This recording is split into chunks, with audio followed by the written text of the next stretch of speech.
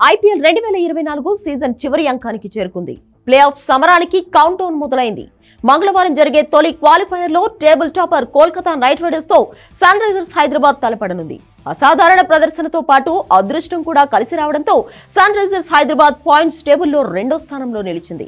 League దశలో ఇరు జట్ల మధ్య జరిగిన 2 మ్యాచ్ల్లో కేకేఆర్ విజయం సాధించింది. అయితే ఈ 2 మ్యాచ్లు హోరాహోరీగా సాగాయి. ఈ క్రమంలోనే క్వాలిఫైయర్ మ్యాచ్ కూడా థ్రిల్లర్ గా సాగుతుందని ఫ్యాన్స్ భావిస్తున్నారు. అహ్మదాబాద్ పిచ్ గురించి ప్యాట్ కమిన్స్ కు మంచి అవగాహన ఉంది. ఇదే వికెట్ పై అతను ఆసీస్ కు వరల్డ్ కప్ అందించాడు. ఈ క్రమంలోనే తుది జట్టులో అతను వ్యూహాత్మక మార్పులు చేసే అవకాశం ఉంది.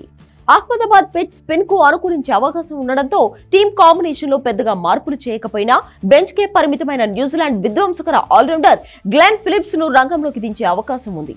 ఈ సీజన్ లో ఇప్పటి వరకు ఒక్క మ్యాచ్ ఆడలేదు. ఒకవేళ ఎక్స్ట్రా పేసర్ కావాలనుకుంటే మాత్రం మార్కో జాన్సన్ బరిలోకి దిగుతాడు. తుది జట్టులో మార్పులు చేయాలనుకుంటే విజయకాంత్ వియాస్కాంత్ పై వేటు పడుతుంది.